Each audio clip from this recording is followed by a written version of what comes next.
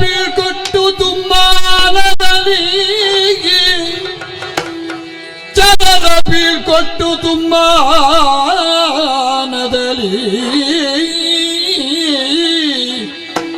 ಚಿಂತಿಸುತ್ತಲ ದಶಾನನ ನೋವೋ ಅಂತರಂಗದಿ ಬಳಲಿ ಮಯ ಜಾತಿ ಗೈದಿಗಿಂತೋ ಚೋಕಿಸುತ್ತಿದ್ದ ಅವನು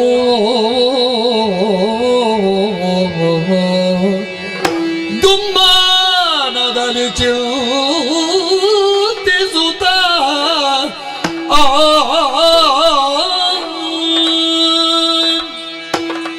ಲೋಕವೇ ರಾವಣನ ಕೈವಶ.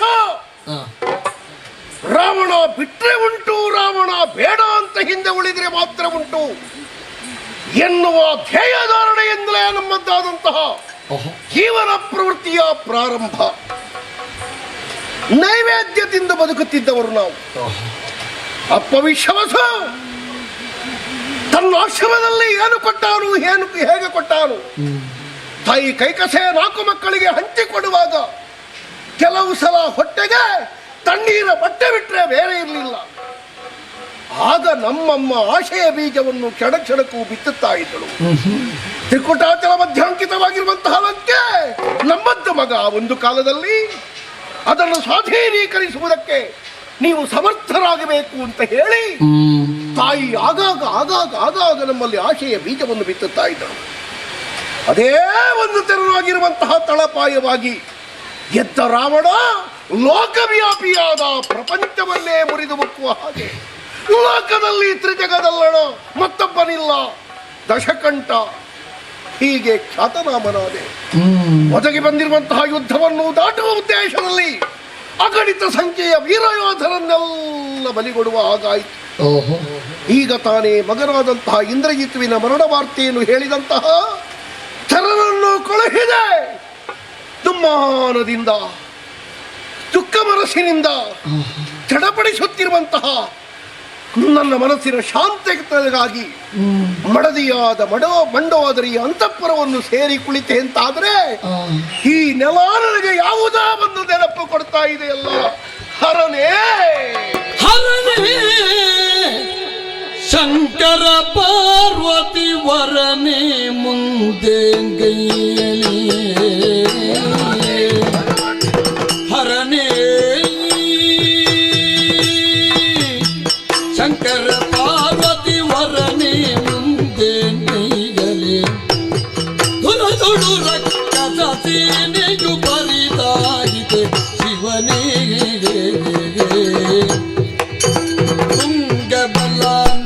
ಸಚಿವರು ನಂಗವಣೆಯ ಭಟರೆಲ್ಲರೂ ಸಂಗಮದೊಳು ಮಾಡಿದರು ಬರಿ ಮಂಗಗಳೊಳು ಕಾದಿ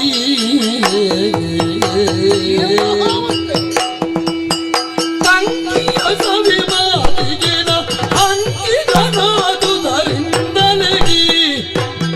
ಹಿಂಗಿತು ದಾನವರ ಕತೆ ಭಂಗ ಪಡುವುದಾಯ್ತೆ ಶಿವನೇ.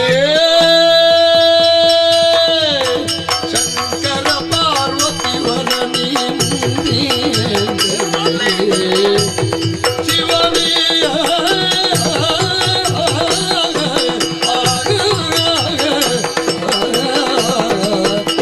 ಶಂಕರ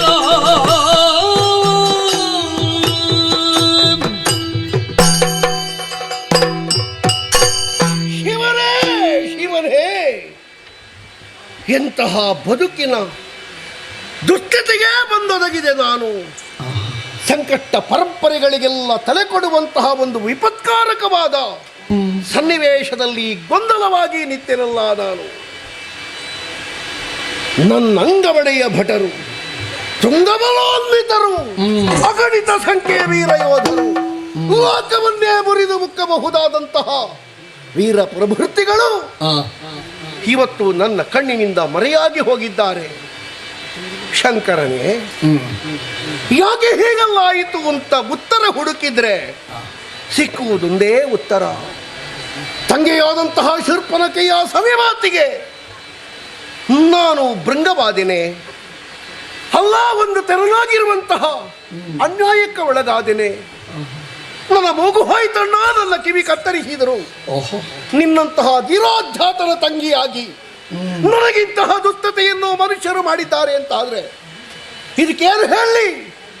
ಯಾಕೆ ಹೀಗಾಯಿತು ಅಂತ ಕೇಳಿದ್ರೆ ಹೇಳ್ತಾಳೆ, ಹೆಣ್ಣಾಗಿ ನಾನೇ ಹೆಣ್ಣಿಗೆ ಮರುಳಾಗಿ ಹೋದೆ. ರಾಮ ನರಸಿಯಾದಂತಹ ಸೀತೆಯ ಸ್ವರೂಪ ಸೌಂದರ್ಯ ಹೇಳತೀರದು, ಬಣ್ಣಿಸುವುದಕ್ಕೆ ಸಾಧ್ಯ ಇಲ್ಲ ಅಂತ ಹೇಳಿದಳು. ಅದನ್ನು ಕೇಳಿದಾಗ ಅಂತರಂಗದಲ್ಲಿ ಯಾವುದೋ ಒಂದು ತೆರನಾದಂತಹ ಬಯಕೆ ಬೇಕು ಎನ್ನುವಂತಹ ಆಶಯ ರೂಪಕ್ಕೆ ಸ್ವರೂಪ ಕಲ್ಪನೆಯನ್ನು ಮಾಡುತ್ತಾ ಮಾಮ ಮಾರೀಟನಲ್ಲಿಗೆ ಹೋದೆ ಅಂತಾದ್ರೆ ಒಂದೆರಡು ಸಲ ನೀತಿಯ ಮಾತನ್ನಾಡಿದ. ಬೇಡ ಮಗ ಅಂತ ನನ್ನನ್ನು ಸಮಾಧಾನ ಪಡಿಸಿದ. ಮತ್ತೆ ಬಂದು ನಾನು ಅರಮನೆಯನ್ನು ಹೊಕ್ಕೆನಾದರೆ ಹರಿದ ಮೂಗಿನ ಸುರಿವ ರಕ್ತದ ಕಿವಿ ಇಲ್ಲದ ತಂಗಿ ಆಚೀಚೆ ಹೋಗುವಾಗ ನನ್ನವರಲ್ಲಿ ಹೇಳುತ್ತಿರುವ ಮಾತು, ರಾವಣ ಭಂಡ, ಅವನ ತಂಗಿ ನಾನು, ನನಗೆ ಹೀಗಾಗಿದೆ, ಲೋಕದಲ್ಲಿ ಅವ ಏನು ರಕ್ಷಕ, ನನ್ನನ್ನು ಕಾಪಾಡುವುದಕ್ಕಾಗದೇ ಇರುವವ ಯಾರನ್ನು ಕಾಪಾಡಿಯಾನು, ಏನು ಕಾಪಾಡಿಯನು, ಅವರ ರಕ್ಷಣೆಯಲ್ಲಿ ನಾವು ಬದುಕುತ್ತೇವೆ ಸ್ವಸ್ಥಮಾನಸರಾಗಿ ಎನ್ನುವುದಕ್ಕೆ ಏನು ಧೈರ್ಯ ಇದೆ ಅಂತ ಕೇಳುವುದಕ್ಕೆ ಆರಂಭ ಮಾಡಿದಳು. ಅವಳ ಆ ಮಾತನ್ನು ಕೇಳಿ ಸಹಿಸುವುದಕ್ಕೆ ಸಾಧ್ಯ ಇಲ್ಲದೆ ಮತ್ತೆ ಮಾರೀಚನ ಬಳಿಗೆ ಹೋದೆ. ಅವರನ್ನು ಮಾಯಾಮೃಗವಾಗಿಸಿದೆ. ಅದರಿಂದ ಮರಳುಗೊಂಡಿರುವಂತಹ ಸೀತೆಯ ಅಪಹಾರವನ್ನು ಮಾಡಿದೆ. ಇಷ್ಟೆಲ್ಲ ಯುದ್ಧವನ್ನು ಮಾಡಿ ಮಾಡಿ ಮಾಡಿ ಒಂದು ಹಂತದಲ್ಲಿ ನಾನು ಗೆದ್ದೇನೆ ಇಲ್ಲ, ಅಡಿಗಡಿಗೂ ಸೋಲನ್ನೇ ಕಾಣ್ತಿದ್ದೇನೆ. ಉಳಿದ ಈ ರಾತ್ರಿಯನ್ನಾದರೂ ಮಡದಿಯಾದ ಮಂಡೋದರಿ ಅಂತಃಪುರದಲ್ಲಿ ಕಳೆದು ನಾಳೆ ದಿವಸ ಪರಿಪಕ್ವನಾಗಿ ಸಸಜ್ಜಿತನಾಗಿ ಯುದ್ಧಾಂಗಣವನ್ನು ಹೋಗಬೇಕು ಅಂತ ಮನಸ್ಸು ಮಾಡಿ ಇಲ್ಲಿಗೆ ಬಂದೆನಾದರೆ ಯಾವುದೋ ಒಂದು ಎಳೆಯ ನೆನಪು ಹಳೆಯದ್ದಾದರೂ ಹೊಸತಾಗಿ ನನ್ನ ಎದೆಯನ್ನು ತಿಟ್ಟುತ್ತಾ ಇದೆ. ಈ ಅಂತಃಪುರದಲ್ಲಿ ಅಲ್ಲಿ ಇಲ್ಲಿ ನನ್ನ ಕಣ್ಣ ಬೊಂಬೆಗಳಿಗೆ ಕಾಣುತ್ತಿರುವಂತಹ ನೆನಪು, ಅದನ್ನು ನೆನಪಿಸಿಕೊಂಡೆ ಅಂತಾದರೆ ನನ್ನ ಅಂತರಂಗವೇ ಕರಗಿ ನೀರಾಗಿ ಕಣ್ಣ ಮೂಲಕ ಸುರಿದು ಹೊರಸಾರ್ತದೋ ಅಂತ ಅನ್ನಿಸ್ತಾ ಇದೆ. ಏನು ಮಾಡಲಿ ಶಿವನೇ, ಹೇಗೆ ಸಮಾಧಾನ ಹೊಂದಲಿ?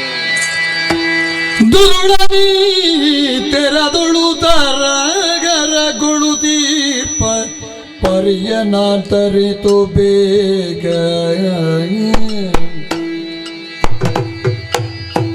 ತರುಣಿ ಮಂಡೋದರಿ ಕರಕರಿಸುತ್ತ ವರ ನೆಡೆಗೈದಳಾಗ ತರುಣಿ ಮಂಡೋದರಿ ಕರಕರಿಸುತ್ತ ವರ ನೆಡೆಗೈದಳಾಗ ತರಗರಗಳು ದೀರ್ಪ ಪರಿಯತನರಿತೋ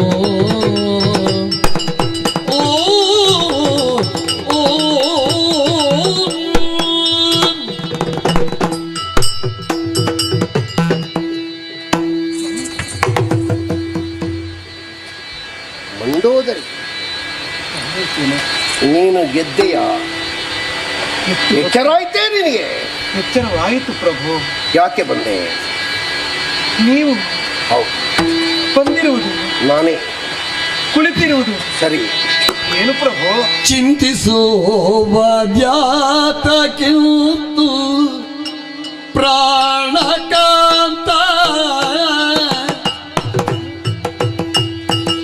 ಬಲವಂತ ನಿನ್ನಗಾದುತ್ತೀನು ಪ್ರಾಣಕಾಂತ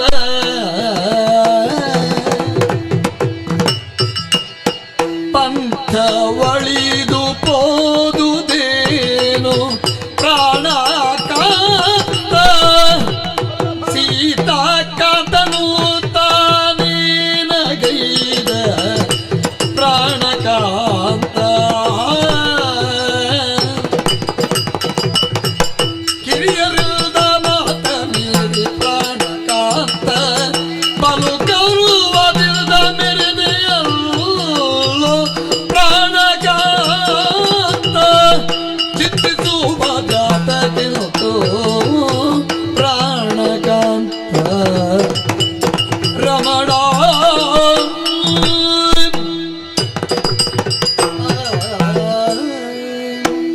ವಲ್ಲಭ, ಮಂಡೋದರಿ ಮಂಡೋದರಿ?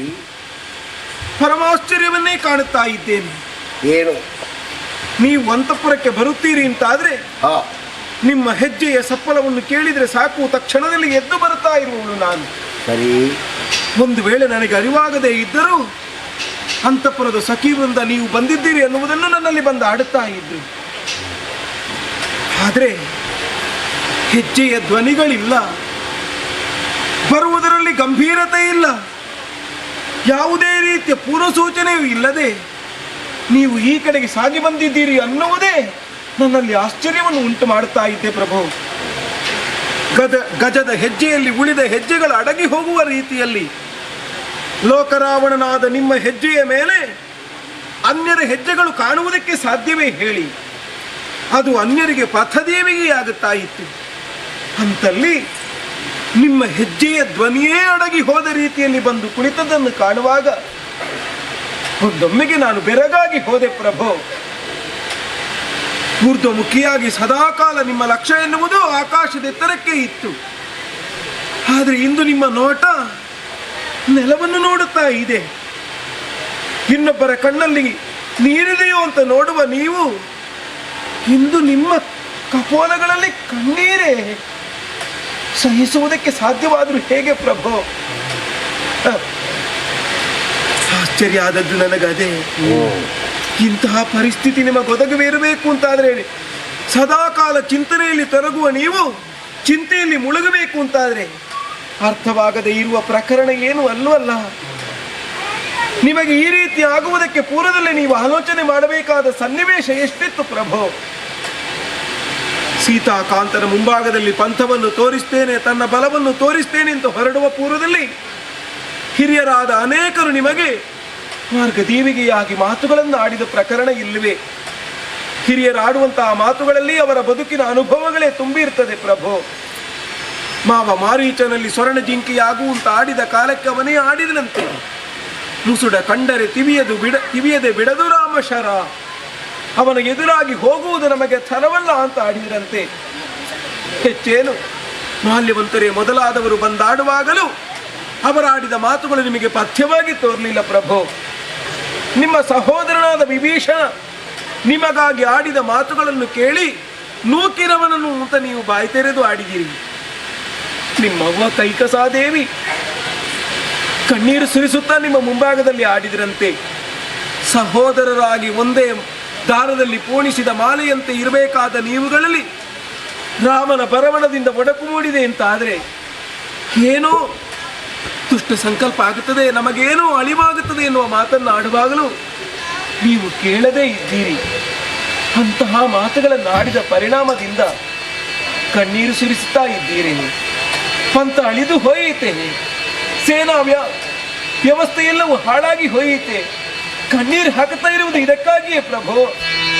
ಚತುರಂಗ ಸೇನೆಗಾಗಿ ಮರುಗುವ ಅಭಿಮತವಲ್ಲ ಕೇಳದಾಗಿ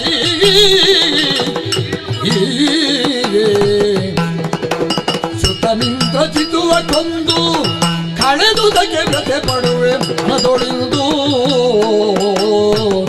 ತರುಣಿಯನಾತ ಕೇಳಿಯೇ.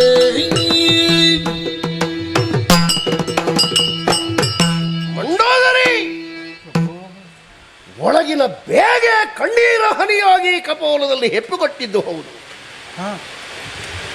ಸದ್ದೇ ಪ್ರಪಂಚದಲ್ಲಿ ಮಾಡುತ್ತಿದ್ದಂತಹ ರಾವಣ ಸುದ್ದಿ ಇಲ್ಲದೆ ಅಂತಃಪುರ ಸೇರಿಕೊಂಡ ಅಂತ ತಿಳಿಬೇಡ.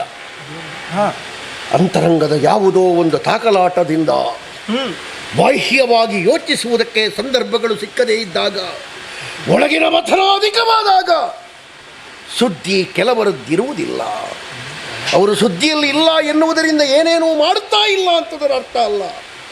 ಮುಂದಿನ ಯೋಜನೆಗಳು ಯಾವುದೋ ಒಂದು ತೆರನಾದ ಸಮಾಲೋಚನೆಯಲ್ಲಿ ವ್ಯಾಪ್ತಗೊಳ್ಳುತ್ತಾ ಇದೆ ಅಂತ ಅರ್ಥ.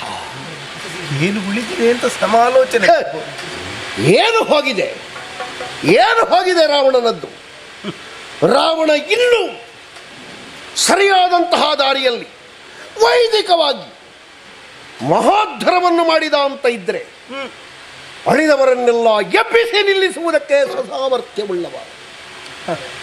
ಅಂತಹ ನಾನು ಚತುರಂಗ ಸೇನೆಗಾಗಿ ಅಳುತ್ತಾ ಇರುವುದಲ್ಲ, ಕರೆದಾಗ ಬರುತ್ತಿರುವಂತಹ ನನ್ನ ಅಂಗವಣೆಯ ಭಟರು ನನ್ನ ಧನಿಗೆ ಓಗೊಡುವುದಕ್ಕೆ ಇಲ್ಲವಲ್ಲ ಅಂತ ಕಣ್ಣೀರು ಸುರಿಸುವುದಲ್ಲ. ಮಂಡೋದರಿ, ನಿನ್ನಲ್ಲಿ ಹೇಳಿದರೆ ಎಷ್ಟರ ಮಟ್ಟಿಗೆ ನಿನಗೆ ಜೀರ್ಣ ಆಗ್ತದೋ ನನಗೆ ಗೊತ್ತಿಲ್ಲ.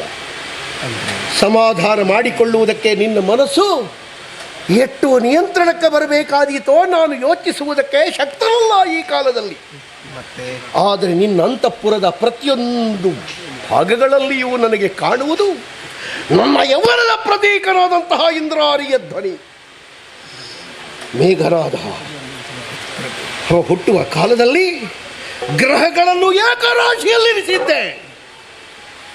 ಯಾವ ಆಪತ್ತು ನಮ್ಮ ಮಗನಿಗೆ ಯಾವ ಕಾಲಕ್ಕೂ ಬರಕೂಡದು ಎನ್ನುವುದಕ್ಕಾಗಿ ಲೋಕೋತ್ತರವಾದ ಸಾಹಸವನ್ನು ಮೆರೆದಂತಹ ದುರಂಧರ ಹೆಚ್ಚೇನು ನನ್ನ ಸೋಲೆ ಸವರಿಸಿದ ಹೊತ್ತಿನಲ್ಲಿ ದೇವಭೂಮಿಯನ್ನು ಪ್ರವೇಶಿಸಿ ಚೌದಂತೆ ಇರಿತಕ್ಕೆ ಒಳಗಾಗಿರುವಂತಹ ನನ್ನನ್ನು ಬಾಚಿ ತಪ್ಪಿ ಎತ್ಬೇಸಿ ರಥದಲ್ಲಿ ಹಾಕಿ 4 ದಿಕ್ಕಿನಲ್ಲಿಯೂ ರಥ ಹಾರಿಸಿ ದೇವಭೂಮಿಯಲ್ಲಿ ತನ್ನದ್ದಾಗಿರುವಂತಹ ವೀರತ್ವವನ್ನು ಮೆರೆಸಿ ನನ್ನ ಸೋಲನ್ನು ಜಯವಾಗಿ ಮಾರ್ಪಡಿಸಿದಂತಹ ನನ್ನ ಮಗ, ನನ್ನ ಯೌವನ ಆತ್ಮಾವೈ ಪುತ್ರನಾಮಾಸಿ ಅಪ್ಪನೇ ಮಗನಾಗಿ ಹೆಂಡತಿಯ ಗರ್ಭದಲ್ಲಿ ಹುಟ್ಟುತ್ತಾನೆ ಎನ್ನುವ ಮಾತಿಗೆ ಅಕ್ಷರಾರ್ಥದಲ್ಲಿ ಜೀವ ಕೊಟ್ಟಿರುವಂತಹ ನನ್ನ ಮಗ ಇದೇ ಅಂತಃಪುರದಲ್ಲಿ ಬಿದ್ದು ಎದ್ದು ಆಡುತ್ತಿರುವಂತಹ ದೃಶ್ಯ, ನನ್ನ ಬೆರಳಿಗೆ ಬೆರಳು ಸೇರಿಸಿ ನಡೆ ಕಲಿತಿರುವಂತಹ ಆ ಮಗನ ನೆನಪಾಗಿ ಕಣ್ಣೀರುವಂತೆ ವಿನಃ ಸೇನೆ ಹೋಯಿತು. ಸೋಲುವುದಕ್ಕಾಗಿ ರಾವಣ ಇನ್ನು ಬಹಳ ದಿನಗಳಿಲ್ಲ, ಸೋತ ಅಂತ ಇದ್ದರೆ ಮತ್ತೆ ಬದುಕುವುದಕ್ಕೆ ಇಲ್ಲ ಎನ್ನುವಂತಹ ಹತಾಶಾ ಭಾವನೆ ಅಂತ ನೀವು ತಿಳ್ಕೊಳ್ಬೇಡ. ಪುತ್ರ ರತ್ನವನ್ನು ಕಳೆಸಿಕೊಂಡೆ, ಮತ್ತೊಂದು ಬಾರಿ ಸಂಪಾದಿಸುವುದಕ್ಕೆ ಇಲ್ಲದೇ ಇರುವುದನ್ನು ನಾನು ಯುದ್ಧಗಳಲ್ಲಿ ಇನ್ನಿಲ್ಲವಾಗಿಸಿಕೊಂಡೆ. ಕೊಂದದ್ದು ರಾಮ ಲಕ್ಷ್ಮಣ. ಹೌದು, ಅದಕ್ಕಾಗಿ ಪ್ರತೀಕಾರ ರಾಮ ಲಕ್ಷ್ಮಣರ ಸಹಿತ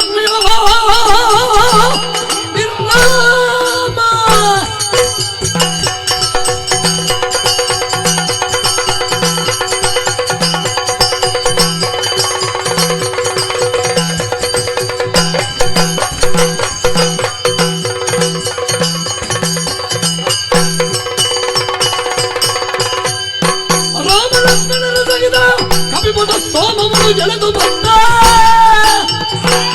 ಹೋಮ ಮುಗಿದು ತನುಜರ ಎಪ್ಪಿಸುವೆ ಕಾಮಿನಿಯ ಕೇಳು ಇವರ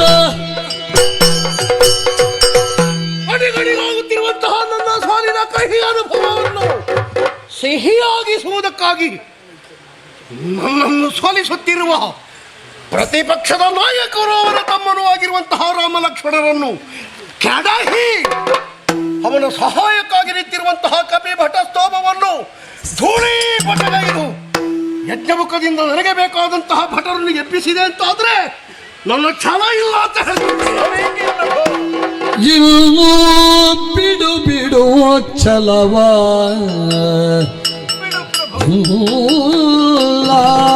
ನುಡಿಯೋದ ಮಲ್ಲಿಸ ರಾಘವನ ಅದಕ್ಕೆ ರಘು ಮುನ್ನ ಎಲ್ಲ ನುಡಿಯುವುದ ಮಲ್ಲಿಸ ರಾಘವನ ಪದಕ್ಕೆ ರಘು ಮುನ್ನ ರಕ್ಷಿಸುವನ ರಾಮಚಂದ್ರ ರಕ್ಷಿಸುವನ ರಾಮಚಂದ್ರ ನಿನಗಿಲ್ಲುಪೇಕ್ಷಿಸನು ಸಗಜ ವಿಭೀಷಣ ಸುಗುಣ ಸಾಂದ್ರ ಈ ಕ್ಷಣದೊಳವ ನಿಜಯ ಕೊಟ್ಟು ಈ ಕ್ಷಣದೊಳವ ನಿಜಯ ಕೊಟ್ಟು ಮಲ್ನಿಸಿನಿಗೀಕ್ಷಿಸುವನ ಕರುಣಿ ನಿಜ ದಯವನಿಟ್ಟು ಇನ್ನು ಬಿಡು ಬಿಡು ಛಲವ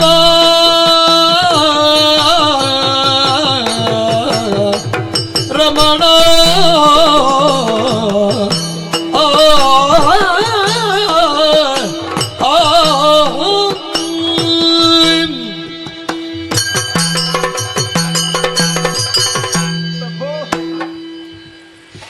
ಆದ ಗಾಯದ ಮೇಲೆ ಮತ್ತಷ್ಟು ಗಾಯವನ್ನು ಮಾಡಿ ಆ ಗಾಯವನ್ನು ನೋವು ಮಾಡಿ ನಂತ ನಿಮ್ಮ ಮನಸ್ಸಿಗೆ ಮತ್ತಷ್ಟು ನೋವನ್ನು ಕೊಡಬೇಕು ಅಂತ ಈ ಮಂಡೋದರಿ ಆಡ್ತಾ ಇಲ್ಲ ಪ್ರಭು.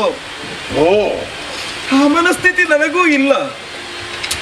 ಆದ್ರೆ ಸುತರಾದ ಇಂದ್ರಜಿತುವಿನ ಮರಣದ ವಾರ್ತೆಯ ಕುರಿತಾಗಿ ನಿಮ್ಮ ಕಣ್ಣಲ್ಲಿ ಇಳಿಯುತ್ತಿರುವ ಕಣ್ಣೀರನ್ನು ನಾನು ಕಾಣಲಾರೆ ಸ್ವಾಮಿ, ನಾನು ಕಾಣಲಾರೆ. ಮಗನ ಅಳಿವಿನ ನೋವು ನಿಮಗೆ ಮಾತ್ರ ಅಂತ ಭಾವಿಸಿದ್ರು. ನಾನು ಹೆತ್ತವಳಲ್ವೇ? ಆ ಪುಟ್ಟ ಮಗುವನ್ನು ಕೈಯಾರೆ ಎತ್ತಿ ಆಡಿಸಿದವಳು. ಅವನ ಮಲಪುರೇಶಾದಿಗಳನ್ನು ತೆಗೆದು ಆ ಮೂಲಕವಾಗಿ ಮಗನ ಬೆಳವಣಿಗೆ ಆಗಿ ನನ್ನ ಮೈಯ ರಕ್ತವನ್ನೇ ಸ್ತನ್ಯಪಾನವನ್ನಾಗಿ ಉಣಿಸಿದವಳಲ್ವೇ? ಅಂತಹ ಇಂದ್ರಜಿತುವಿನ ಮರಣ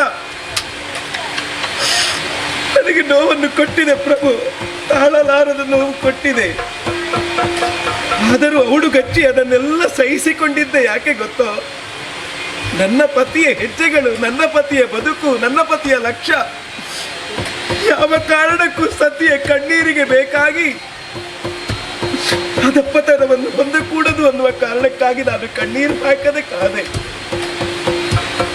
ಇನ್ನು ಬಾರದೆ ಇರುವ ಮಗನಿಗಾಗಿ ಹಂಬಲಿಸುತ್ತಾ ಕುಳಿತೆ. ಆದ್ರೆ ಪ್ರಭು, ಬಹುದೂರ ಸಾಗಿ ಬಂದ ನಮ್ಮ ಬದುಕಿನ ಬಡತನ ಈಗ ಒದಗಿ ಬರ್ತಾ ಇದೆ. ಅದು ಯಾರಿಂದ? ಆ ಸೀತಾಕಾಂತನ ಜೊತೆಗಿನ ಹೋರಾಟದಿಂದ. ಎಷ್ಟೋ ಮಂದಿ ಹೆಣ್ಣು ಮಕ್ಕಳನ್ನು ನೀವು ತರಲಿಲ್ವೇ? ತಂದವರನ್ನು ಅಂತಃಪುರಕ್ಕೆ ಸೇರಿಸಲಿಲ್ವೇ? ನಾನೇನಾದ್ರೂ ಮಾತುಗಳನ್ನು ಆಡಿದ್ದೇನೆ ಇಲ್ಲಿಯವರೆಗೆ? ಹಾಗಾದ್ರೆ ಪರಮ ಪತಿವ್ರತೆಯಾಗಿ ಕಾಣಿಸಿಕೊಂಡಂತಹ ಸೀತೆಯನ್ನು ಯಾವಾಗ ನೀವು ಕರೆತಂದಿರೋ, ಲಂಕಾ ರಾಷ್ಟ್ರದ ಅಳಿವಿಗೆ ನೀವೇ ಮಾರಿಯನ್ನು ತಂದು ನಮ್ಮ ಮನೆಯಲ್ಲಿ ಕೂತುಕೊಳ್ಳಿಸಿದಂತೆ ಆಗಿ ಹೋಯಿತು. ಅರ್ಥಾತ್ ನಮ್ಮ ಮರಣದ ದೇವತೆಯನ್ನೇ ನಮ್ಮ ಮನೆ ಬಾಗಿಲಿಗೆ ನಾವು ಸ್ವಾಗತಿಸಿದ ಹಾಗಾಯಿತು ಪ್ರಭು. ರಕ್ಷಿಸಬೇಕಾದಂತಹ ರಾಮನ ಮುಂಭಾಗದಲ್ಲಿ ರಾಕ್ಷಸರಾದ ತಾವುಗಳು ಹೋರಾಟವನ್ನು ಮಾಡಿದಿರಿ. ಪರಿಣಾಮದಿಂದ ಬೇಗನಾದನನ್ನು ಕಳಕೊಂಡಿರಿ, ತಮ್ಮನನ್ನು ಕಳಕೊಂಡಿರಿ, ಆನೆ ಸೇನೆ ಮಂದಿ ಮಾರ್ಬಲು ಎಲ್ಲವನ್ನೂ ಕಳಕೊಂಡಿರಿ. ಆದ್ರೆ ಉಳಿಸಿಕೊಳ್ಳುವುದಕ್ಕೊಂದು ದಾರಿಯನ್ನು ನಿಮ್ಮ ಸತಿಯಾಗಿ ನಾನು ಹೇಳಬಲ್ಲೆ. ಏನಿದೆ ಇನ್ನು ಉಳಿಯುವುದಕ್ಕೆ? ಇದೆ.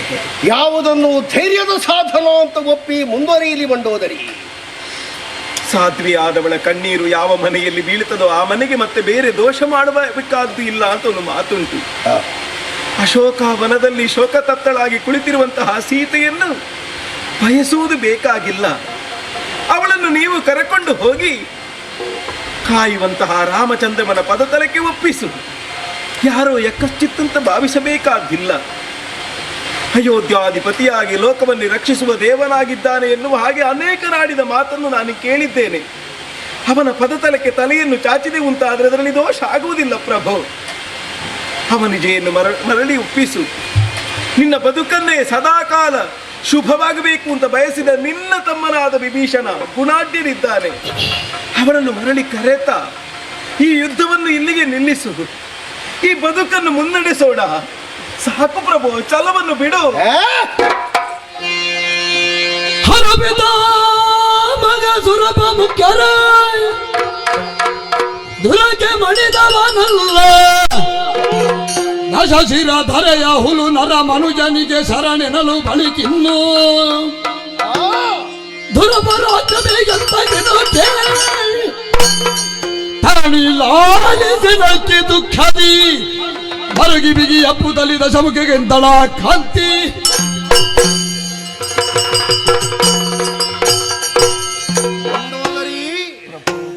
ಬದುಕಿನಲ್ಲಿ ನಾವು ಕಳೆದು ಬಂದಿರುವಂತಹ ಹಾದಿಯನ್ನು ಅವಲೋಕನ ಮಾಡಿದೆವು ಅಂತಾದರೆ ಜೀವನದಲ್ಲಿ ಎಷ್ಟು ಸಾಧನೆ ನಮ್ಮಿಂದ ಸಾಧಿಸಲ್ಪಟ್ಟಿದೆ ಎನ್ನುವುದು ಉತ್ತರವಾಗಿ ಸಿಗ್ತದೆ.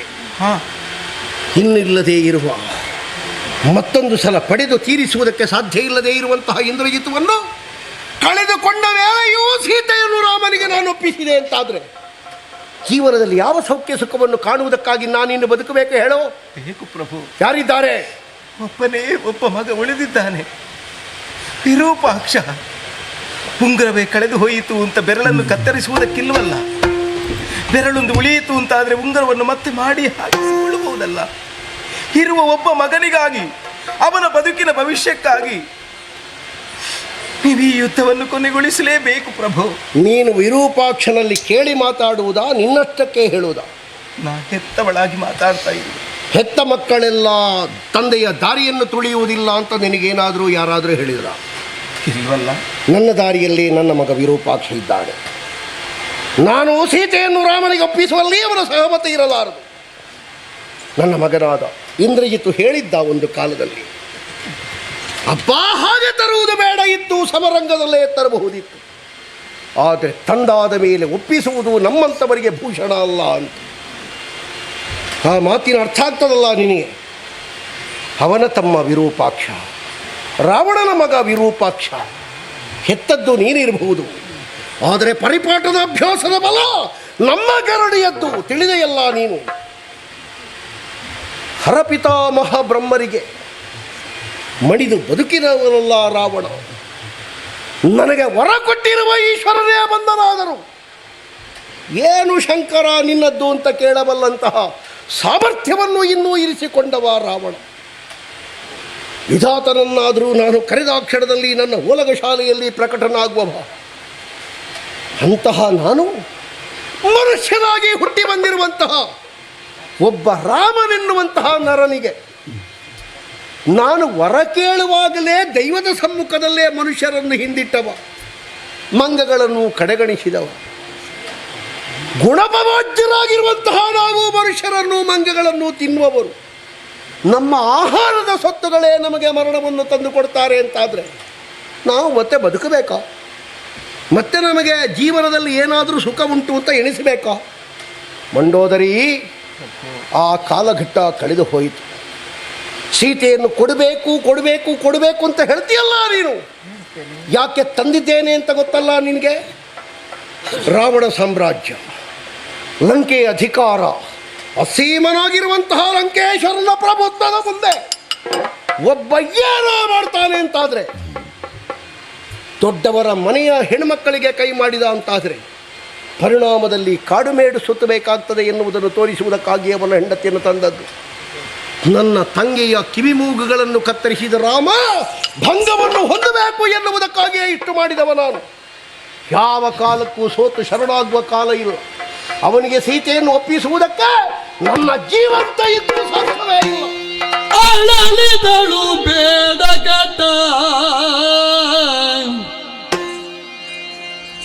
ಅಳಲಿದಳು ಬೇಡಗಟ,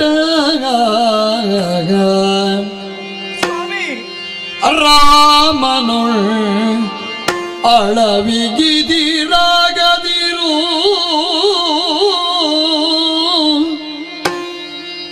ರಾಮನು ಅಳವಿಗಿದಿರಾಗದಿರು,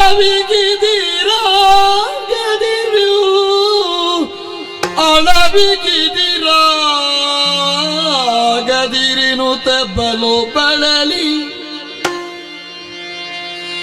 ಬಳಲಿ ಬೇಡ ಗೊತ್ತ ಬೇಡಲು, ಬಳಲಿ ಬಿಂಡ ಗೊತ್ತ ಬೇಡಲು, ಚರಣದಲ್ಲಿ ಬಿದ್ದು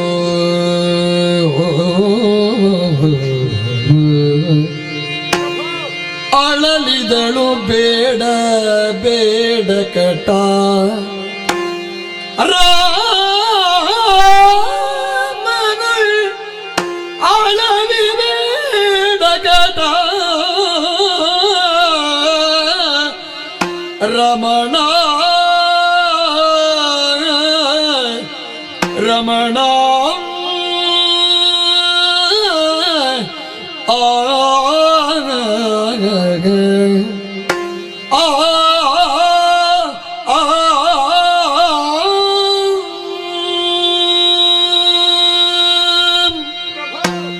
ಏನು ಮಂಡೋದರಿ? ಆತ್ಯಂತಿಕವಾಗಿ ನಿಮ್ಮ ಅಂತರಂಗದಲ್ಲಿರುವ ಮಾತುಗಳು ಹೋರಾಟದಲ್ಲೇ ಕಾಣಿಸಿಕೊಳ್ಳುತ್ತೇನೆ ಎನ್ನುವಂತಹ ಭಾವನಲ್ಲೇ ಇದೆ. ರಾವಣನ ಛಲ, ರಾವಣನ ಬಲ ಮತ್ತೊಬ್ಬನಿಗೆ ತಲೆ ತಗ್ಗಿಸುವುದಕ್ಕೆ ಮಾಡುವುದಿಲ್ಲ ಮನಸ್ಸು.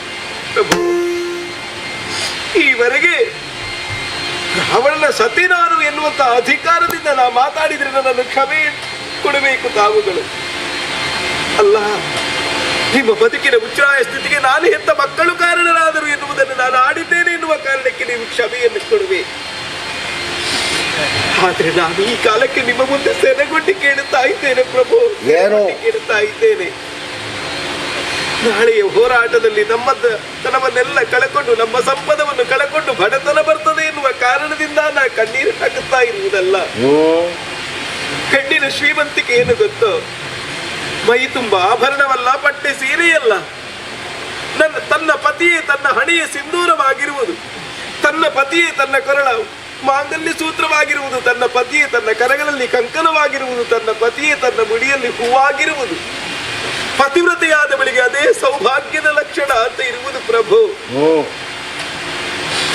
ಸರ್ವವನ್ನು ಕಳಕೊಂಡಂತಹ ತಾವುಗಳು ಇನ್ನು ಹೋರಾಟದಲ್ಲಿ ಮುಂದುವರಿದಿರಿ ಅಂತಾದ್ರೆ ನನಗೆ ಸಿಕ್ಕುವುದೇನು ಗೊತ್ತೋ? ಬೋಳಾದ ಹಣೆ, ಬರಿದಾದ ಕೈ, ಬರಿದಾದ ಕೊರಳು, ಬರಿದಾದ ಮುಡಿ ಪ್ರಭು. ಅಮಂಗಲೆಯಾಗಿ ಬದುಕನ್ನು ಸಾಗಿಸುವುದಕ್ಕೆ ನನ್ನ ಬದುಕಿನಲ್ಲಿ ಸಾಧ್ಯ ಇಲ್ಲ. ನಿಮ್ಮ ಜೊತೆಯಾಗಿ, ನಿಮ್ಮ ಸಹಧರ್ಮಿಣಿಯಾಗಿ ಬದುಕು ಕಂಡುಕೊಂಡವಳು. ಹಾಗಾಗಿ ನಿಮ್ಮಲ್ಲಿ ಸೆರೆಗುಂಡಿ ಕೇಳುತ್ತಾ ಇದ್ದೇನೆ. ನೀವು ರಣಕ್ಕೆ ಹೋಗುವುದೇ ಹೌದಾದ್ರೆ ಈ ಮಂಡೋದರಿಗೆ ಮರಣಕ್ಕಾದ್ರೂ ಒಂದು ಅಪ್ಪಣೆಯನ್ನು ಕೊಡಿಸು ಪ್ರಭು, ಮರಣಕ್ಕಾದ್ರೂ ಬಳಿಕ ಕಳ ತಿಳಿದನು ಪತಿವ್ರತನೇ ಇವಳು ಒಂದು ಕ್ಷಣ ಸೇರಿಸು. ಮನದಲ್ಲಿ ಒಲಿದು ಮಾತಾಡಿಸಿದ ರಾವಣನಧಿಕ ವಿನಯದನಿ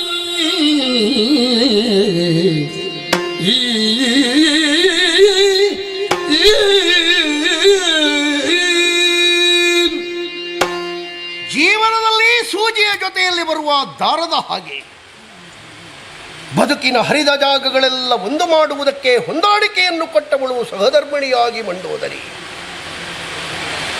ಒಂದು ಸಲವೂ ನನಗೆ ನೋವಾಗುವಂತೆ ಮಾತಾಡಿದವಳಲ್ಲ. ತಾನು ಹೆತ್ತ ಮಕ್ಕಳನ್ನು ನನ್ನದ್ದಾಗಿರುವಂತಹ ಸ್ವಾರ್ಥಕ್ಕೆ ಬಲಿಗೊಟ್ಟರು. ಒಂದು ಕ್ಷಣವೂ ಹೀಗಾಯಿತಲ್ಲ ಎನ್ನುವುದಕ್ಕಾಗಿ ಕಣ್ಣೀರು ಮಿಡಿದವಳಲ್ಲ. ಸಾಧ್ವಿ ಇದ್ದಾಳೆ, ಪತಿವ್ರತೆ ಇದ್ದಾಳೆ, ಅಂತಃಕರಣದಲ್ಲಿ ಬಹಳ ಬೇಸರವನ್ನು ತಾಳಿದ್ದಾಳೆ.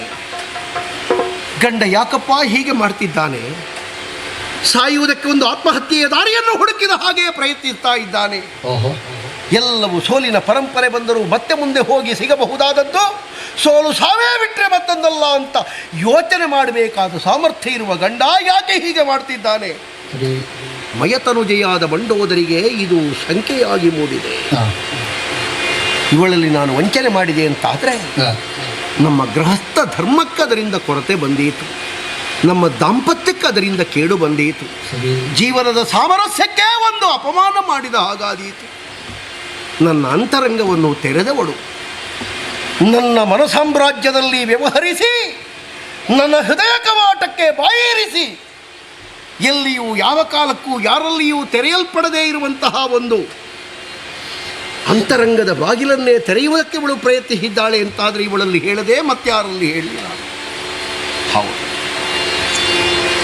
ಮಯತನುಜೆ ಲಾಲಿಸು ಮಯತನುಜಿ ಮಚ್ಚರಿತವ ಒಂದು ವಿಶೇಷ ಲಾಲಿಸು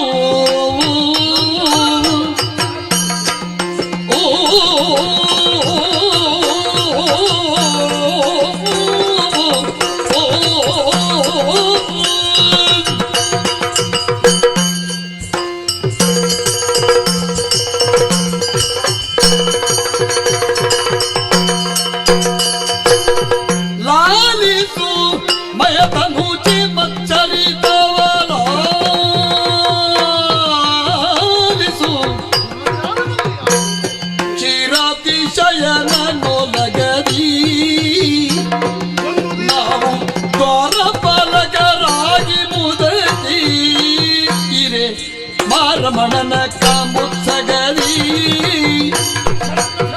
ಮುನಿದಾರೋಸನ ಕಸನಂದ ರೈತರೆ ಮದವೇರಿ ಧಿಕ್ಕಾರದೊಳ್ ಅಡ್ಡಗಟ್ಟಿದಿರುವುದು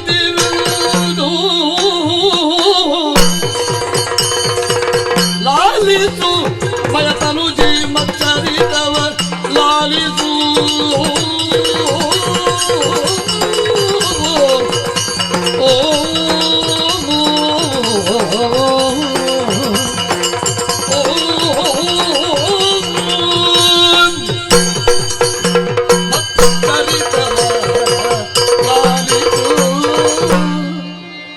ಮಂಡೋದರಿ, ವಲ್ಲಭ, ಕಣ್ಣೀರನ್ನು ಒರೆಸು.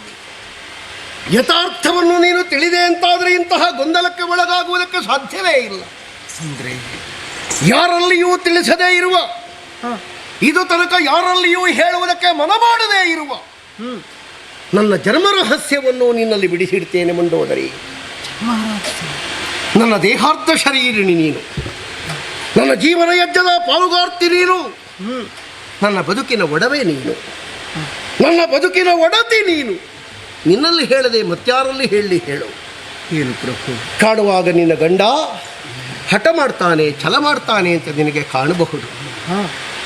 ನಮಗೆ ಸಿಕ್ಕಬೇಕಾದದ್ದು ಹೊಂದಿಕೆಯಾಗುವಲ್ಲಿ ಛಲ ಬೇಕೋ ಬೇಡವೋ? ಹಠ ಇದ್ರೆ ಅಪರಾಧ ಅಂತ ಆಗ್ತದ ಹೇಳೋ? ಇಲ್ವಲ್ಲ ಪ್ರಭು. ನಿನಗೊಂದು ಕತೆ ಹೇಳಲೇ ನಾನು. ಕಥೆಯೇ?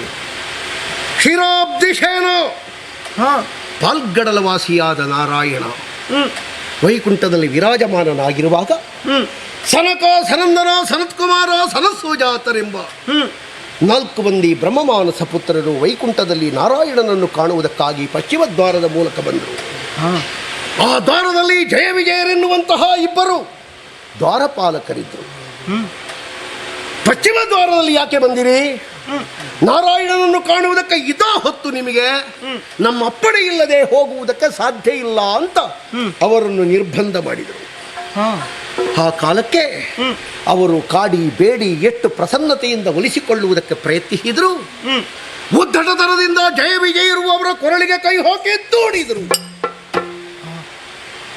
ಎಲ್ಲ ಮಮಕಾರಗಳನ್ನು ತೊರೆದಿರುವಂತಹ ಋಷಿಗಳು ಕೋಪಗೊಂಡು ನೀವು ಭೂಮಿಯಲ್ಲಿ ಹುಟ್ಟಿ ಎನ್ನುವಂತಹ ಶಾಪ ಕೊಟ್ಟರು. ಇದನ್ನು 3 ಮೂರ್ತಿಗಳಿಗೂ ಪರಿಹಾರ ಮಾಡುವುದಕ್ಕೆ ಸಾಧ್ಯವಾಗದೇ ಹೋಗಲಿ ಈ ವಾಕ್ಯವನ್ನು ಆಡಿದರು. ನೊಂದ ಬೆಂದ ಜಯ ವಿಜಯರು ಶಾಪವಾಕ್ಯವನ್ನು ಕೇಳಿ ನಾರಾಯಣನ ಪದತಳದಲ್ಲಿ ಹೋಗಿ ಕಣ್ಣೀರು ಸುರಿಸಿದರು. ಆಗ ನಾರಾಯಣನೇ ಉತ್ತಮ ಪುರುಷರಾದಂತಹ ಸರಕಾದಿಗಳನ್ನು ಮನ್ನಿಸಿ ಅವರ ಶಾಪಕ್ಕೊಂದು ವಿಮೋಚನೆ ಬೇಕು ಅಂತ ಕೇಳಿಕೊಂಡು ಒಂದು ದಾರಿ ಜಯ ವಿಜಯರಲ್ಲಿ ನಾರಾಯಣನೇ ಸೂಚಿಸಿದ. 7 ಜನ್ಮದಲ್ಲಿ ಭಕ್ತರಾಗಿ ಬರ್ತೀರೋ, 3 ಜನ್ಮದಲ್ಲಿ ಭಯಂಕರರಾಗಿ ಬರ್ತೀರೋ. ಆಗ ಜಯ ವಿಜಯರು ಕೇಳಿಕೊಂಡದ್ದು ಬಹಳಷ್ಟು ಬೇಗನೆ ಬರಬೇಕು. 7 ಜನ್ಮ ಬಹಳ ಕಾಲ ದೀರ್ಘ, 3 ಜನ್ಮದಲ್ಲಿ ಬರ್ತೇವೆ ಅಂತ ಜಯ ವಿಜಯರು ಕೇಳಿಕೊಂಡ್ರು. ಆ ಕಾಲಕ್ಕೆ ನಾರಾಯಣ ತಥಾಸ್ತು ಅಂತ ಹೇಳಿ, ನಿಮ್ಮ ಜನ್ಮದ ಅವಸಾನ ಕಾಲದಲ್ಲಿ ನಾನೇ ಬರ್ತೇನೆ, ಇಳಗಿಳಿದು ನಿಮ್ಮನ್ನು ತರಿದು ಮತ್ತೆ ಯಥಾಲೋಕ ಸೇರಿಸುವುದಕ್ಕೆ ನಾನೇ ಇದ್ದೇನೆ ಅಂತ ಹೇಳಿದ. ಅಲ್ಲಿಂದ ಇಳಿದು ಬಂದವರಲ್ಲಿ ನಾನು ಯಾರು ಬಲ್ಲೆಯ? ಜಯನೆಂದು ಎನ್ನ ಅಭಿಧಾನ, ವಿಜಯನೆಂದು ನನ್ನ ತಮ್ಮನಾಗಿರುವಂತಹ ಕುಂಭಶ್ರವಣನ ಅಭಿಧಾನ. ಈಗಾಗಲೇ ವಿಜಯನಾಮಕನಾದಂತಹ ಕುಂಭಕರ್ಣ ಹೋಗಬೇಕಾದಲ್ಲಿಗೆ ಹೋಗಿದ್ದಾನೆ. ಜಯನೆನ್ನುವಂತಹ ನಾನೇ ಈಗ ರಾವಣನಾಗಿದ್ದೇನೆ. ಇದಕ್ಕಿಂತ ಮೊದಲು ಹಿರಣ್ಯಾಕ್ಷ, ಹಿರಣ್ಯಕಶ್ಯಪರೆನ್ನುವ ಜನ್ಮ ನಮಗಿತ್ತು. ಇದು 2ನೆಯ ಜನ್ಮ. ಕ್ಷೀರಾಬ್ಧಿಶಯನನಾದ ನಾರಾಯಣನೇ ರಾಮರೂಪದಿಂದ ಬಂದಿದ್ದಾನೆ. ನಮ್ಮ ಕೊರೆಯನ್ನು ತೋರಿಸಿ ಮತ್ತೊಮ್ಮೆ ಪಾಲ್ಗಡಲ ಆ ಸವಿಸುಖವನ್ನು ಹೊಂದುವುದಕ್ಕೆ ಹೊರಟಿರುವಂತಹ ನಾವು ನಾರಾಯಣನಿಗೆ ಕೊಟ್ಟ ಮಾತುಂಟು, ನಿನ್ನನ್ನು ವಿರೋಧಿಸಿ ನಿನ್ನಲ್ಲಿಯೇ ಸತ್ತು ನಿನ್ನ ಲೋಕವನ್ನು ಸೇರ್ತೇವೆ ಅಂತ. ಮಂಡೋದರಿ, ಆಡಿ ತಪ್ಪಲು ಬಹುದೇ, ಮಾತನು ತಪ್ಪಲು ಬಹುದೇ, ಓಡಿ ಸಿಕ್ಕಲು ಬಹುದೇ, ಶಪಥದಿ ಕೂಡಿ ಕಾಡಲು ಬಹುದಿ, ಲೋಕದೊಳಿನ್ನು ಕೇಳ್ ತರಳೇ, ಮಾಡಿ ಕೀಳಲು ಬಹುದೇ ಕಾರ್ಯವ, ಆಡ ಮಾತಲ್ಲ ಬಲೆ,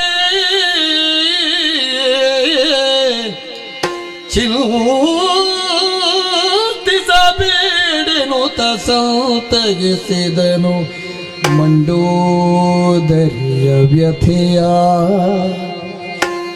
ಆಡಿ ತಪ್ಪಲು ಬಹುದೇ ಮಾತನು, ನೋಡಿ ಸಿಕ್ಕಲು ಬಹುದೇ ಕಾಂತೆ ರಾಣಿಯ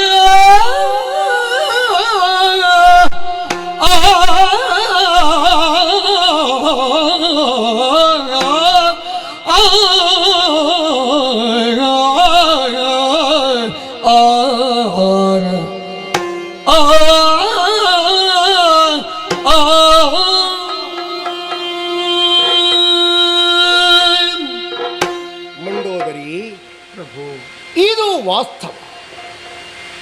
ನಾನು ನಿನ್ನಲ್ಲಿ ಕೇಳಲೇ, ನಾವೊಂದು ಮಾತು ಕೊಟ್ಟೆವು ಅಂತಾದ್ರೆ ಆಡಿ ಆದ ಮೇಲೆ ತಪ್ಪಬಹುದೇ? ಪ್ರತಿಜ್ಞಾಬದ್ಧನಾಗಿ ನಿನಗೆ ಸಿಕ್ಕುವುದಿಲ್ಲ ಅಂತ ಓಡುವುದಕ್ಕೆ ಆರಂಭ ಮಾಡಿದ ಮೇಲೆ ಸಿಕ್ಕಿದ್ರೆ ಭಾಷೆಗೆ ಅರ್ಥ ಉಂಟೆ?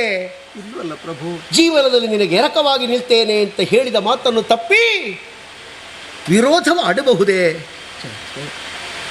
ಅಬಲೆ ಸ್ವಾಮಿ, ನಿನ್ನ ಬದುಕಿನ ಒಂದು ಆಯಾಮವನ್ನು ನೀನು ಕಂಡವನು. ನನ್ನ ಜೀವನದ ಮತ್ತೊಂದು ಮುಖವನ್ನು ನಾನೇ ತೆರೆದು ಹೇಳಿದೆ. ಸಂಕೋಚ ಪಡಬೇಡ. ಲಂಕಾ ಸಾಮ್ರಾಜ್ಯದಲ್ಲಿ ಇನ್ನು ವಿಭೀಷಣ ಪಟ್ಟಕ್ಕೆ ಬರುವವರಿದ್ದಾರೆ.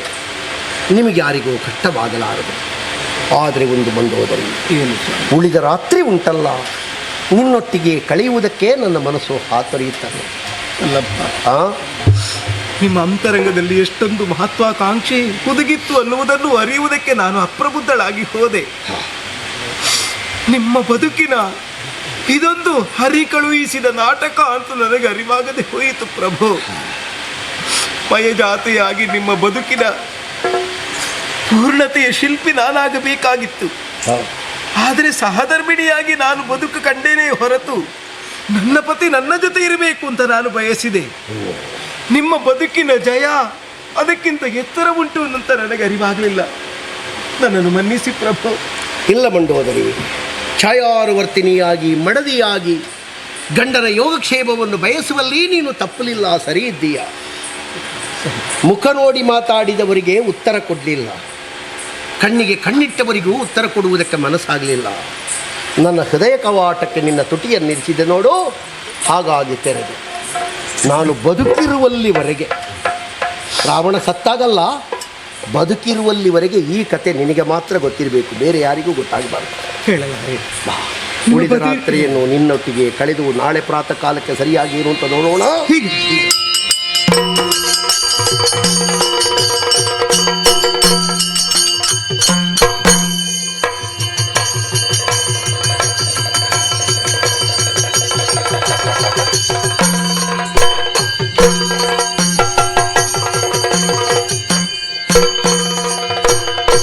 ಕಳುಗಿದ ನಿನಗೆ ರಥವ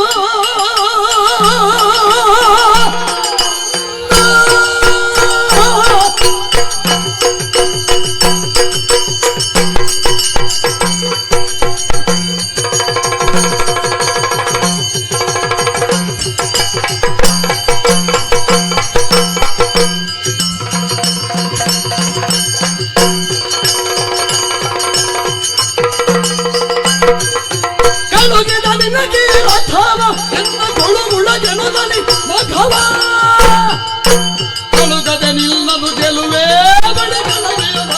ಕೊಲುವೆ. ನಮ್ಮ ಮಣ್ಣಿನಲ್ಲಿ ನಿನಗೆ ರಥೋತ್ಸವ. ಜೀವನದಲ್ಲಿ ಹೇಳಿದ್ದನ್ನೆಲ್ಲ ತುದಿ ಮುಟ್ಟಿಸುವುದಕ್ಕೆ ಯಾರಿಗೂ ಆಗುವುದಿಲ್ಲ ರಾಮ. ಏಕವಚನ ರಾಮ, ಆಡಿ ತಪ್ಪುವನಲ್ಲ, ರೂಢಿಯಲ್ಲಿ ಪರರ ಹಂಗಿನಲ್ಲಿ ಗೆಲ್ಲುವವನಲ್ಲ ಅಂತ ಹೇಳಿದರು. ಪರರ ಹಂಗಿಗೆ ಒಳಗಾಗಬೇಕಾದಂತಹ ಒಂದು ಪ್ರಸಂಗವಂತ ಇಲ್ವೋ? ಇಂತಹ ಸಮಯ ಸಾಧಕ ದೇವೇಂದ್ರ ಶರಭಂಗರ ಆಶ್ರಮಕ್ಕೆ ಹೋಗುವಾಗ ಮುಖ ತಪ್ಪಿಸಿ ಎದ್ದುಕೊಂಡು ಹೋದನಂತೆ. ಈಗ ಏನೋ ಒಂದು ಹುಂಬ ಧೈರ್ಯ ಬಂದಿದೆ ಅವನಿಗೆ. ಈ ಸಾಲ ರಾಮ ಗೆದ್ರೆ, ಗೆಲ್ಲುವುದಕ್ಕಿಂತ ಮೊದಲೇ ನಾವೇನಾದರೂ ಕೊಟ್ರೆ ಮತ್ತೆ ಮಾತಾಡಲಿಕ್ಕೆ ಸುಲಭ ಉಂಟಲ್ಲ, ಗೆಲ್ಲುವ ಪೂರ್ವದಲ್ಲೇ ನಮ್ಮದು ನಿಕ್ಷೇಪ ಉಂಟು ಅಂತ ಹೇಳಬಹುದಲ್ಲ. ಅಂತಹ ವಂಚಕನಾಗಿರುವ ದೇವೇಂದ್ರ ನನ್ನನ್ನು ಗೆಲ್ಲುವುದಕ್ಕಾಗಿ ಹಠ ತೊಟ್ಟು ನಿಂತಿರುವಂತಹ ರಾಮ ಕಳುಹಿದನೇ ನಿನಗೆ ರಥವನ್ನು ಹಿಂಜರಿಯುವುದಿಲ್ಲ. ಮೊದಲು ನಿನ್ನನ್ನು ಕೊಲ್ತೇನೆ, ಆಮೇಲೆ ಇಂದ್ರನನ್ನು ಗೆಲ್ತೇನೆ.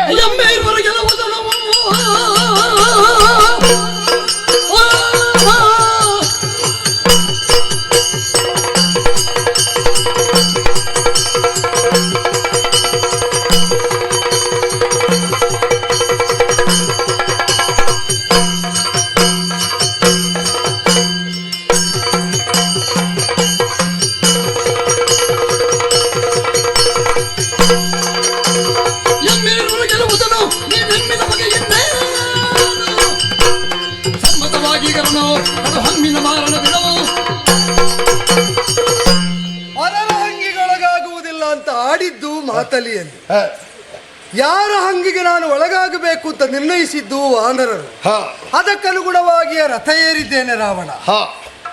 ರಾಮನಂತೆ ವರ್ತಿಸಬೇಕೋ ರಾವಣನಂತೆ, ಇದನ್ನು ನಾವು ವಾಗ್ಮೂಲಕವಾಗಿ ಸಮರ್ಥನೆ ಮಾಡುವುದರಿಂದ ಲೋಕ ಅನುಸರಿಸುವುದಲ್ಲ. ಅವರವರ ಬದುಕು ನೋಡಿ ನಾನು ವಚನ ಭ್ರಷ್ಟನೇ ಹೌದು ಅಂತ ಆದರೆ ನನ್ನನ್ನು ಅನುಸರಿಸಬೇಕು ಅಂತ ನನಗಿಲ್ಲ. ವಚನ ಪಾಲನೆಯಲ್ಲಿ ನಿಷ್ಠರಾಗಿ ಧರ್ಮ ಪ್ರಭುತ್ವ ಹೊಂದಿದವನು ಅಂತ ಆದರೆ ಲೋಕ ತಾನಾಗಿ ಅನುಸರಿಸ್ತದೆ. ಲೋಕ ಅನುಸರಿಸುವುದಕ್ಕೆ ನಾನು ಬದುಕುವುದಲ್ಲ. ನಾನು ಬದುಕಿದ್ದು ಸರಿಯಾಗಿದ್ದರೆ ಲೋಕ ತಾನಾಗಿ ಅನುಸರಿಸುವುದು. ಈ ನೆಲೆಯಿಂದ ಇದು ತನಕ ಬದುಕಿದ್ದೇನೆ. ಆದ್ದರಿಂದ ನನಗೆ ಯಾರ ಹಂಗಿಗೆ ಬೇಕು, ಯಾರ ಹಂಗಿಗೆ ಒಳಗಾಗುವುದಿಲ್ಲ ಅಂತ ಅಂತರಂಗದಲ್ಲಿ ಸ್ಪಷ್ಟ ನಿರ್ಣಯ ಇದ್ದದರಿಂದ ನನ್ನವರು ಅಂಗೀಕರಿಸಿದ ವಾನರರ ಮತವಿಡಿದು ರಥ ಏರಿದ್ದೇನೆ. ಗೀರ್ವಾಣಪತಿಯದ್ದು ಅದು ನಿನಗೆ ಕಣ್ಣು ಕೆಂಪಾಗಿಸಿತು. ಶರಭಂಗರ ಆಶ್ರಮದಲ್ಲಿ ಮುಖ ತೋರಿಸದವರು ಕಾರ್ಯ ಸಾಧನೆ ಮಾಡ್ತಾ ಈಗ ಸ್ಪಷ್ಟ ಆಗಿದೆ ನನಗೆ. ತನ್ನ ವಿರೋಧಿಯಾದ ರಾವಣನನ್ನು ಕೊಲ್ಲದ ಹೊರತಾಗಿ ಅವನಲ್ಲಿ ಸೋತ ನನಗೆ ತೋರಿಸುವುದಕ್ಕೆ ಮುಖ ಇಲ್ಲ ಅಂತ ದೇವೇಂದ್ರನಿಗೂ ಹೀನಾಯ ಸ್ಥಿತಿ ತಂದ ನಿನ್ನನ್ನು ಬದುಕಿನ ವ್ಯಾಜೇನ ಸೀತಾ ನಿಮಿತ್ತದಿಂದ ಕೊಂದು ಕಳೆಯುವ ವೇಳೆಯಲ್ಲಿ ನಮ್ಮ ಕಾರ್ಯವನ್ನು ಮಾಡ್ತಾ ಇದ್ದಾನೆ ರಾಮಚಂದ್ರ ಎಂಬುದರಿಂದಲೇ ಅವರ ಔದಾರ್ಯದ ಸುಮನಸ್ಸಿನ ದ್ಯೋತಕವಾಗಿ ಸುರವರೂಥವೇ ಮಾತಲಿಯ ಸಾರಥ್ಯದಲ್ಲಿ ಬಂದು ನಿಂತಿದೆ ಅಂತ ಒಂದು ಸ್ಪಷ್ಟ ಆಯ್ತಲ್ಲ. ಏನು ಅವನಿಗೂ ಗೊತ್ತಾಗಿದೆ ನನ್ನನ್ನು ಗೆಲ್ಲುವಲ್ಲಿಯೋ ಕೊಲ್ಲುವಲ್ಲಿಯೋ ಅದು ಇಲ್ಲದಿದ್ರೆ ಆಗುವುದಿಲ್ಲ ಅಂತ. ಅದು ಹಾಗಾಗಬೇಕಾಗಿಲ್ಲ. ಮತ್ತೆ ಈಗ ಪೂಜೆ ಮಾಡುವಂತಹ ಶಂಕರನಿಗೆ ನೀನು ಮಾಡುವ ಅಭಿಷೇಕದ ನೀರಿಲ್ಲದಿದ್ರೆ ಮೈ ಶುದ್ಧ ಆಗುವುದಿಲ್ಲ ಅಂತ ಭಾವಿಸುವುದು ಭಕ್ತನ ಅಲ್ಪತನ. ಹಾಗೆ ಅಂತ ಅಭಿಷೇಕಕ್ಕೆ ನೀರಿಲ್ಲದೆ ಆಗುವುದಿಲ್ಲ ಎಂಬುದು ವಾಸ್ತವವೇ. ಹಾಗೆ ಅಂತ ನಮ್ಮ ನೀರಿನಲ್ಲೇ ಶಿವನ ಮೈ ಶುದ್ಧ ಆಗುತ್ತದೆ ಅಂತ ತಿಳಿಯುವುದು ಭಕ್ತಿ ಇದ್ದು ಅಲ್ಪತನ ಅಂತ ಆಗುತ್ತದೆ. ಅವ ನಿತ್ಯ ಶುದ್ಧನಾದವನು. ನಾವು ನೀರು ಅರ್ಪಿಸಿದರೆ ನಮ್ಮ ಮೈಯ ಮೈಲಿಗೆಯನ್ನು ನಮಗೆ ಕಳೆದುಕೊಳ್ಳುವುದಕ್ಕಾಗ್ತದೆ. ಯಾರನ್ನೋ ತಳೆದು ತಾವು ಮಡಿಯಾಗುವುದು ಹೇಗೆ ಅಂತ ಭಕ್ತರಿಗೆ ಗೊತ್ತಾಗ್ತದೆ, ಶಕ್ತರಿಗೆ ಗೊತ್ತಾಗುವುದಿಲ್ಲ. ನಿನ್ನ ಶಕ್ತಿಯ ಭ್ರಮೆಯಿಂದ ಇಬ್ಬಿಬ್ಬರನ್ನು ಗೆಲ್ಲುತ್ತೇನೆ ಅಂತ. ಈಗ ಇದು ತನಕ ನೀನು ಎರಡೆರಡು ಮಾರ್ಗದಲ್ಲಿ ಹೋಗಿದ್ದಿ ಸಮಾನಾಂತರವಾಗಿ. ಯಾವುದರಲ್ಲೂ ಆತ್ಯಂತಿಕ ಗೆಲುವು ಬರಲಿಲ್ಲ. ಕಡು ಸಮ್ಮತವಾಗಿ ಹರಣ ಒಂದು ಮಾರ್ಗ, ಅದು ವೀರೋಚಿತವಾದದ್ದು. ಮತ್ತೆ ಮಾರಣದ ಇರವು, ಆ ಮಾರಣದಿಂದ ಈ ಸಲ ಯಾವ ಮಾರ್ಗ ಅಂತ ಧನುಜರು. ಹೌದೌದು,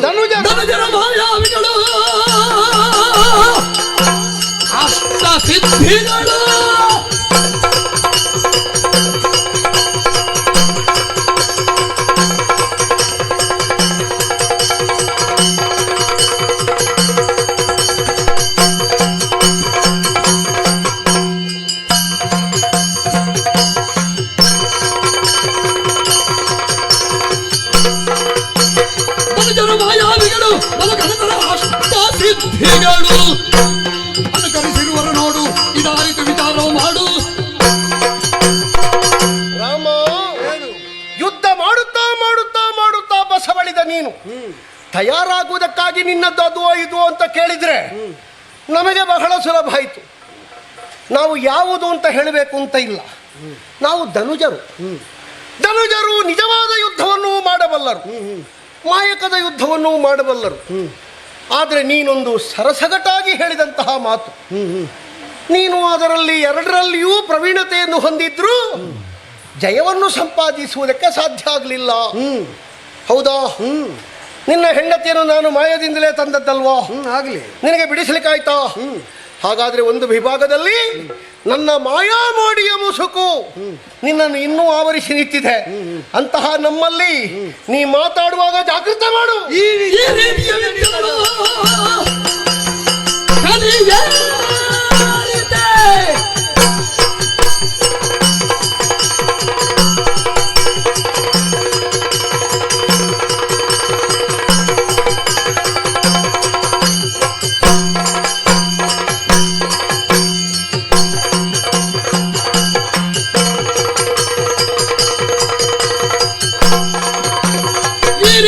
ರಾಜ್ಯಗಳು ಕಲಿಗೇರಿದ ನಮ್ಮ ದೂರದಳು ಸಾರಿದ ಯಪಮಾನಗಳು 3 ಬಾರಿಯ ಮರದಿಯ ಬೇಳು.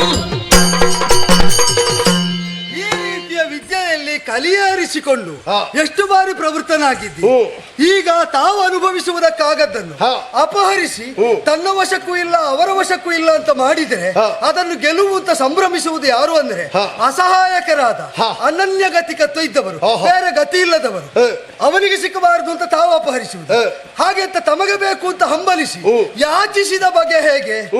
ದಶಕಂಠನಾದವರು 10 ತಲೆಯನ್ನು ಚಾಚಿ ಯಾಚಿಸಿದ ದಯನೀಯ ಅವಸ್ಥೆ ಎಂತದ್ದು ಪ್ರತ್ಯಕ್ಷ ಸಾಕ್ಷಿಗಳಾದವರು ನನಗೆ ಬಂದು ದೃಷ್ಟಾಂತ ಸಹಿತವಾಗಿ ವಿವರಿಸಿದ್ದಾರೆ.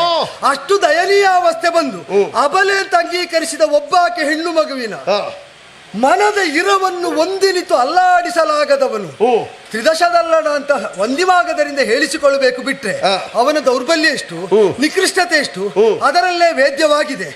ಕಲಿ ಏರಿಸಿಕೊಂಡಂತಹ ನೀನು ಈ ಹಿಂದೆ ಎದುರಾದ ಕಾಲದಲ್ಲಿ ಮಾಯಾವಿ ಪರಾಕ್ರಮ ಎರಡೂ ನಮಗೆ ಸಮ್ಮತ ಅಂತ ಹೇಳ್ತಾ ಏನು ಮಾಡ್ಲಿಕ್ಕಾಗಿದೆ? 3 ಬಾರಿ ಅಖಂಡ ಆರ್ಯಾವರ್ತದಲ್ಲಿ ರಾಕ್ಷಸಿ ಪ್ರಭುತ್ವ ಸ್ಥಾಪಿಸುವುದಕ್ಕೆ ಹೊರಟು 3 ಲೋಕಗಳನ್ನು ಮೇರೆ ಮೀರಿ ಮೆರೆದಾಡಿದಂತಹ ನಿನ್ನ ಶ್ವೇತ ಛತ್ರ ಖಂಡನ ಮಾಡಿ ಇಷ್ಟು ದಿವಸ ಆಗಿ ಅದಕ್ಕೆ ನಿಮಗೆ ಏನೂ ಮಾಡ್ಲಿಕ್ಕಾಗ್ಲಿಲ್ಲ. ನಿನ್ನನ್ನು ವಿವಸನಗೊಳಿಸಿ ಮಂಡೋದರಿ ದೇವಿ ಅಂತಃಪುರಕ್ಕೆ ಹಾರಿಸಿಕೊಟ್ಟಿದ್ದೇನೆ ಮತ್ತೊಮ್ಮೆ. ಆ ಬಳಿಕ ನೀನು ಹತಪ್ರಭನಾಗಿ ಗತಚೇತನಂತೆ ಮೂರ್ಛೆ ತಿಳಿದು ಬಿದ್ದ ಕಾಲದಲ್ಲಿ ಸಾರಥಿಯೇ ನಿನ್ನ ರಥವನ್ನು ದೂರ ಕೊಂಡು ಹೋಗಿ ಬದುಕಿಸಿದ್ದಾನೆ. ನನ್ನಿಂದ ಜೀವದಾನ ಪಡೆದು ಸಾರಥಿಯಿಂದ ರಕ್ಷಿತನಾಗಿ ಅಲ್ಲ ಶ್ವೇತ ಛತ್ರ ಖಂಡನೆ ಒಳಗಾಗಿ 3 ಬಾರಿ ಯಾರನ್ನು ತೃಣ ಸಮಾನನಾದ ಮನುಷ್ಯ ಅಂತ ನೀನು ಬದುಕಿಡೀ ಪ್ರತಿಪಾದನೆ ಮಾಡ್ತಾ ಬಂದಿಯೋ ಆ ಮನುಷ್ಯ ವರ್ಗದ ಪ್ರಾತಿನಿಧ್ಯ ಹೊಂದಿದ ದಶರಥಾತ್ಮಜ ರಾಮನಾದ ನನ್ನಿಂದ ಬರುವ ಸೋಲನ್ನು ನಿನ್ನ ಮಾಯೆಗೋ ಮಾರಣಕ್ಕೋ ಪೌರುಷಕ್ಕೋ ಮೀರುವುದಕ್ಕಾಗ್ಲಿಲ್ಲ ಅಂತ ಆದ ಮೇಲೆ ಕಲಿತನ ಆಗ ಇಲ್ಲದ್ದು ಹೊಸದಾಗಿ ಈಗ ಉಂಟು ಅಂತಾದರೆ ನೋಡೋಣ ನನಗೆ ಬಂದ ದಯನೀಯ ಅವಸ್ಥೆ ಏನು ಎಂಬುದನ್ನು ನೀನು 20 ಕಣ್ಣಿನಿಂದಲ್ವೋ ಕಂಡದ್ದು, ಸಹಸ್ರಾಕ್ಷ ಕಂಡಿದ್ದಾನೆ.